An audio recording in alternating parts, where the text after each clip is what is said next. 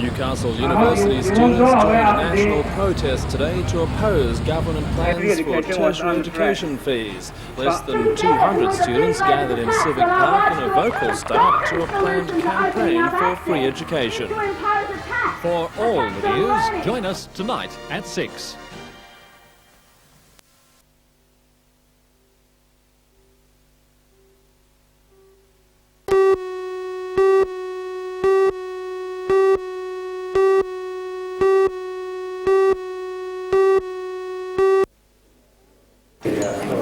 In tonight's NBN News, State Cabinet meets in Newcastle.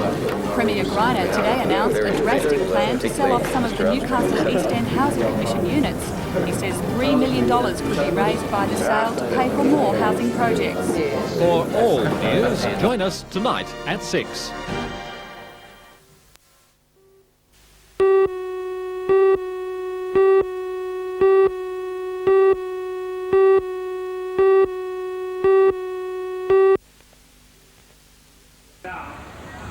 Students gathered opposite the town hall in a small but vocal protest against several issues affecting tertiary education funding. Most anger was directed against the ALP's plan to drop its policy on free education, but plans for a tuition tax, cuts to higher education funding and state government plans to introduce fees for TAFE college students were all criticised. The standard of education and tertiary services which we grew up to expect is no longer with us. Unless we act now, all but the wealthy will find themselves forced out of tertiary education. Student leaders stopped short of a no-confidence motion in the Labor government, and there was no serious attempt to carry the protest to Premier Greiner, who was holding a press conference in the town hall at the same time.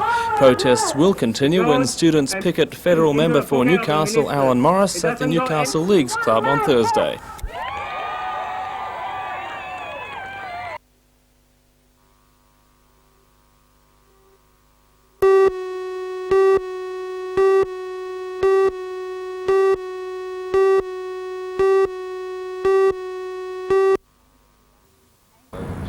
Angry reaction from Trades Hall Council yesterday to the planned sell-off of 21 units fired speculation the site would be plunged in turmoil.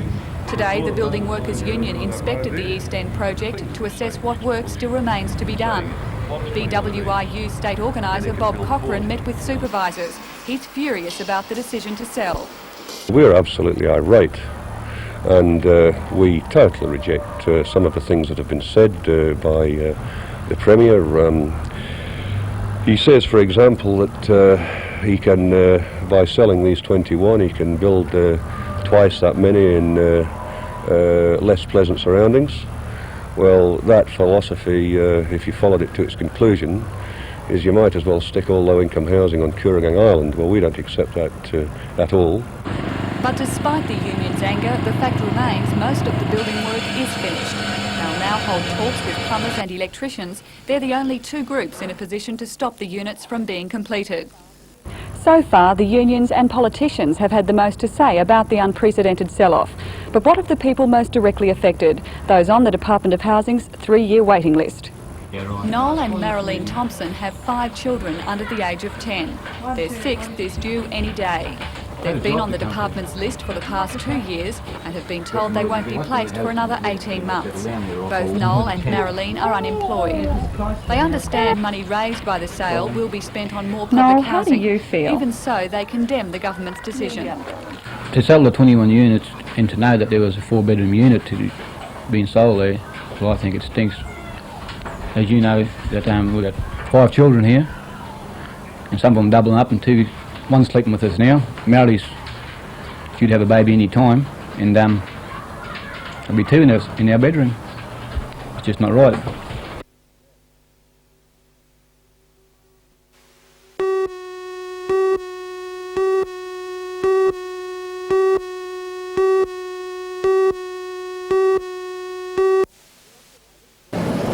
Chris Dryden and David Bridge have been skating for 2 years now. They left Year 11 at Cessnock High School to get more involved in their favourite sport. 3 weeks of market research and planning later, and with some $10,000 of parental help, the boys skated into their new business.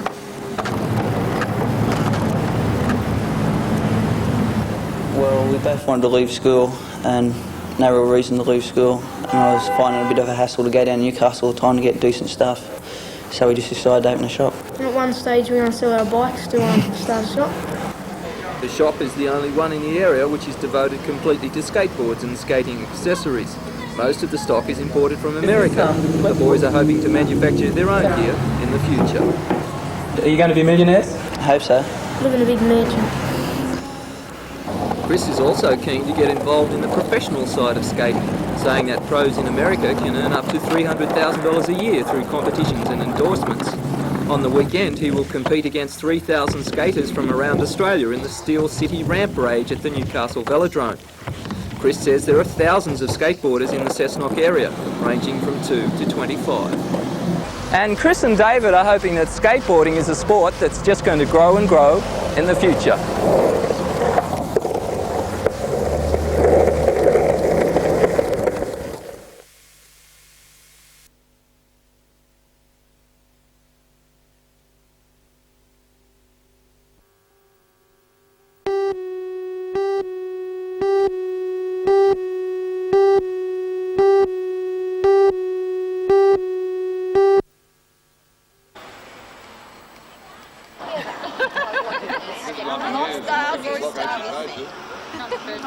There's 2, 4, 6 in there working, but the new work. Stop down. So bloody thing to work. You come up here with me.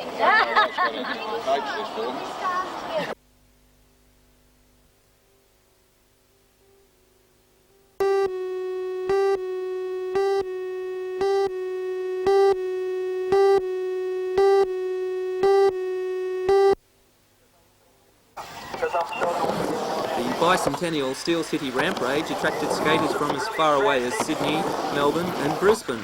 Contestants included Australian professional Tony Helen from Melbourne, Chris Payne also from Melbourne, and Sydney riders Alan Luxford and Glenn Robinson. Judged similarly to a surfing contest, the 85 contestants went through a series of heats before the finals, with 8 skaters this afternoon. Points were awarded for style, height attained off the ramp and the degree of radicalness for each manoeuvre. Each day of the event attracted hundreds of enthusiastic spectators, egging on the skaters through such spectacular tricks as frontside inverts, grinds, rock and rolls and eggplants. The winner of the event was Hurstville skater Glenn Robinson. Glenn scored 541 points out of a possible 600. Chris Payne was second. How long have you been skating for? About 2 years now. What brought you to Newcastle for this event? Just sponsors. They told us about a competition and came up for that. You were doing some pretty radical manoeuvres there today. Does it take much experience to get to that standard? No, just wear the right safety equipment, try your hardest. A lot of practice involved. In the finale for the weekend, some of the more radical competitors put on a display of aerial skating. Tournament organisers are confident that the success of this event will generate interest in building more skateboarding ramps in the region.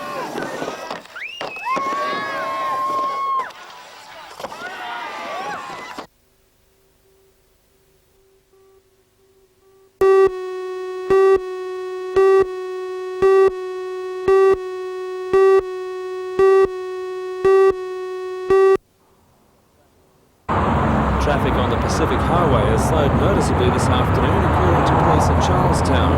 They say the volume is greatest on the western side of the lake, where holiday makers are taking full advantage of the new F3 freeway up to John Renshaw Drive. Police will maintain a strong presence on the roads throughout the night, and they're appealing to motorists to continue to exercise restraint and patience in the traffic build-up. Although accidents have been minor, police say driver fatigue will be the biggest threat. They say travellers must be alert to the symptoms of spending too long on the road.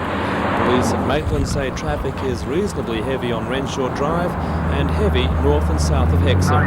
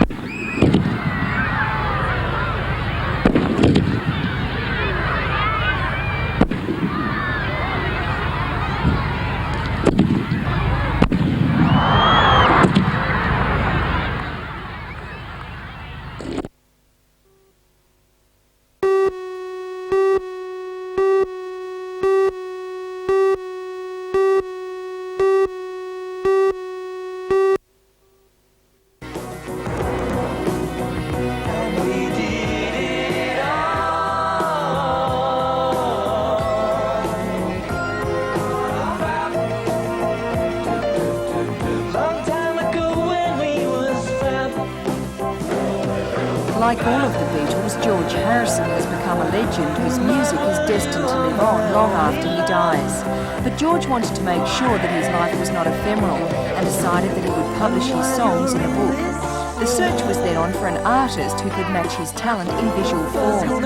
And extraordinary as it may seem, the person chosen was a New Zealander, Keith West, a man who had spent 24 years working as a botanical artist. George and Keith just clicked, and their resulting collaborative work, Songs by George Harrison, is a contemporary masterpiece. Only 2,500 copies of the work are to be sold, and all are hand-signed by both George Harrison and Keith West. The book is a far cry from the mass-produced works, so typical of our era. The thousands and thousands of hours of work that go into it, not only on my part, but in the very careful handwork on the binding. The binding is hand-sewn. The book is cased. The box that the thing was put into is all handmade. It's George's life in concrete form. I think that's why George looks at it. It's his life. It's his artistic production in visual form. Many of the songs and accompanying illustrations hit out at social problems. It's easy to see that the two artists are linked by a similar social conscience. For Keith West, who had spent his life doing painstaking realistic drawings, the book gave his art new life. I put a pencil on the paper and just doodle. And there is always something comes up out of the paper, and that's how these things often evolve. It's like, portraying a dream. By late this afternoon, a local distributor, Graphic Novel, had sold 40 copies of the book, and at $650 a pop, that's not bad.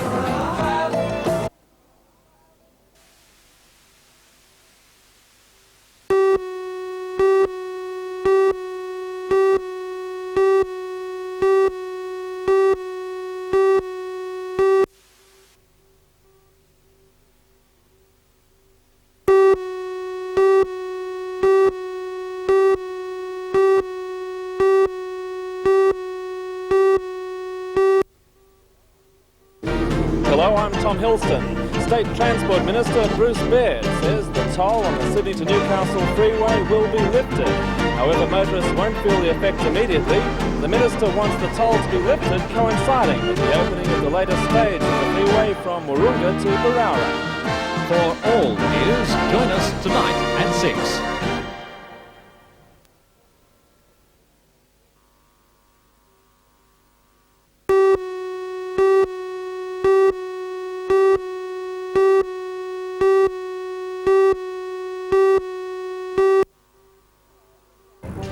Hello, I'm Jane Button. Tonight I'll bring you a story on growing industrial problems at the Cardiff Workers Club.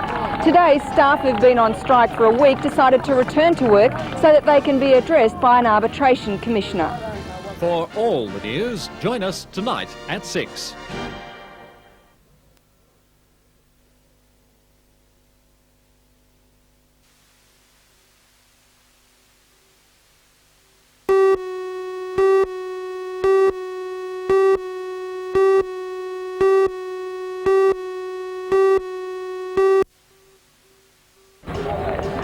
Tonight in the news, Newcastle University students hold a mock funeral in the Newcastle Mall. The students are members of Amnesty International and were protesting against killings and conditions in Colombia. For all the news, join us tonight at 6.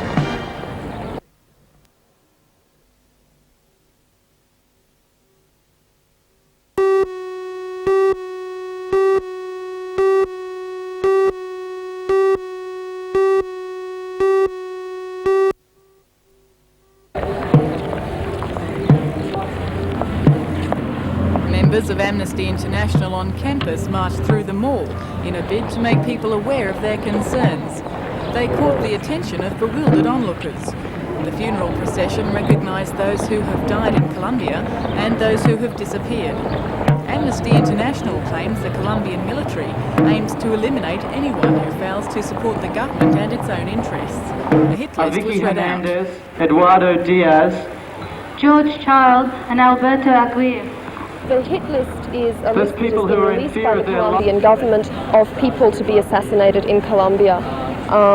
Basically, it's comprised of generals, majors, peasants, farmers, women, journalists, children, all sorts of people who in some way have opposed the Colombian government or military.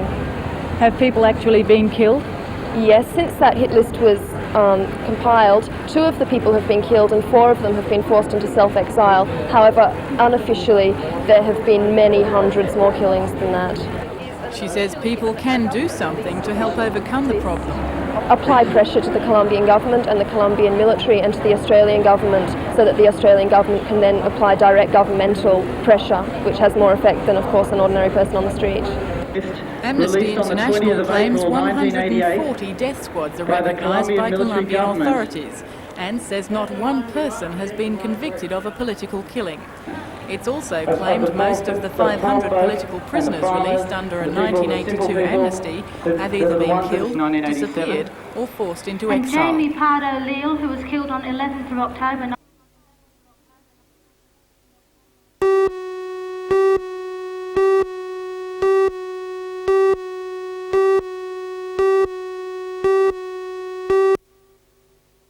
Are still being held. If the High Court finds the divers guilty, they face a $150,000 fine. After speaking without a permit room in Tanjung Penang, Paul Martina says he's more fearful of being detained for months to come if the case drags on.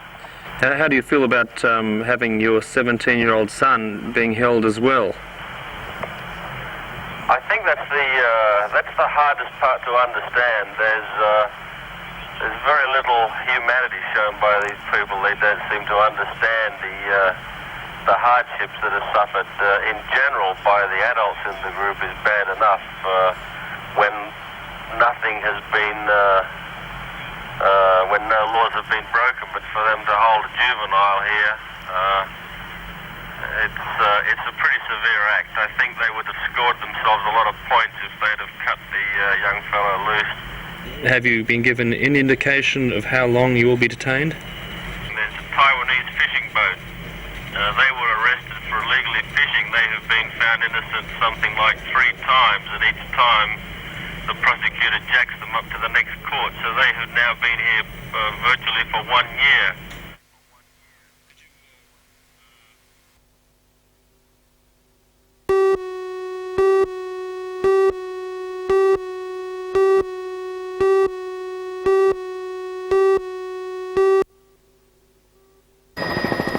This is where the manganese processing plant will be built, and although it was announced only in January, by early 1990 the plant will look like this. Already battery makers around the world are lining up to take the end product, which is the manganese-based powder used in dry cell batteries. In stage 1, the Mayfield plant will provide manganese for about 10% of the 4 billion dry cell batteries produced in the world every year. BHP could have placed the plant anywhere in the world, but Newcastle was voted the best site. Newcastle came out as the most promising for a number of reasons, not the least of which was the attitude of the Labour that we'd recognised compared to some of the other places we might go. So Newcastle's image hasn't always been favourable in terms of industrial relations. Clearly, when you look into it, you find that it's better than perceived. Well, that was our perception based on experience from other people. We asked questions in all the states we'd been, read the newspapers and watched the TV. And we came to the conclusion that the industrial relations in Newcastle were favourable and maybe better than some people had led us to understand in the past. Mr Gunn was in Newcastle briefing the Chamber of Commerce and the Council on the project. He said the high-tech plant would also draw on the area's brain power, both from BHP research laboratories and the university.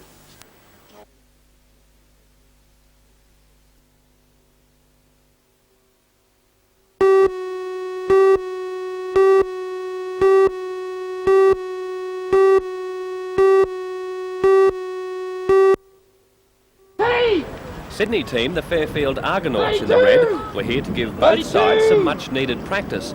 Although not a fair dinkum game, the trial did provide an excellent opportunity to try out new moves and players against unfamiliar opposition.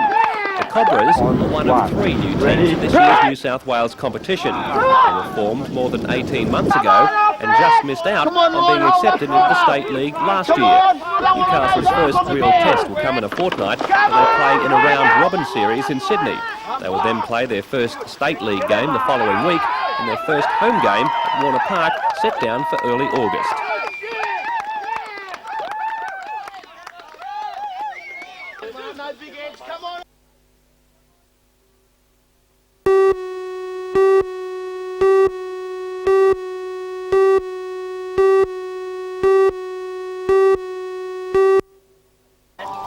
"80-year-old Thelma only wanted one thing for her golden wedding anniversary, a ride on a neighbour's motorbike.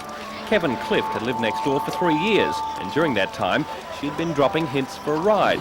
Today, her wish finally came true, with a tour of the Lake Macquarie foreshore on Kevin's 1100cc Honda Goldwing. Head out on the highway, looking for adventure, and whatever comes our way.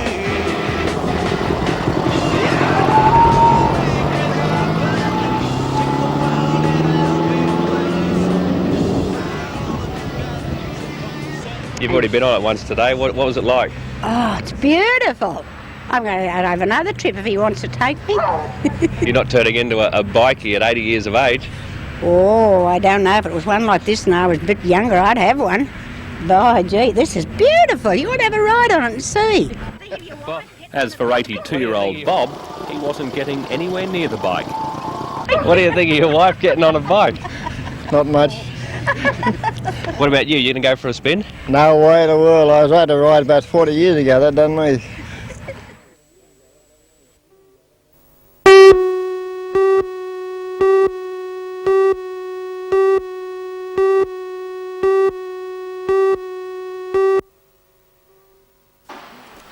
First up in the grand final were the number 2 players. Charlestown's Rob Hardy in blue set the ball rolling for his team with a 4 sets victory over Paul Daly. Next were the number 3s, Viking David Hearn having to win to keep his side in the competition. Despite Hearn being 2 sets to 1 up, Charlestown's Peter Sanderson fought back to win a marathon 5-7 counter and sealed the championship. While the battle of the number 1s didn't matter, state-ranked number 8 Steve Martin stopped a complete whitewash by beating Bob Pratt in straight sets 9-4, 9-6, 10-8.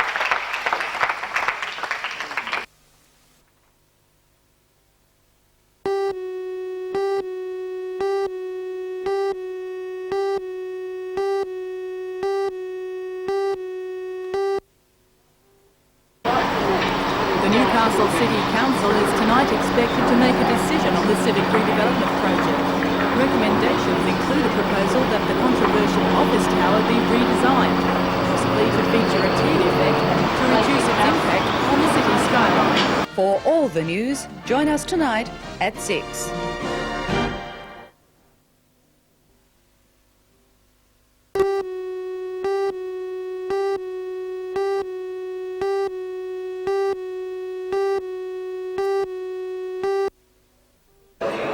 The recently released Fitzgerald report into immigration has put the spotlight on Australia's ethnic groups.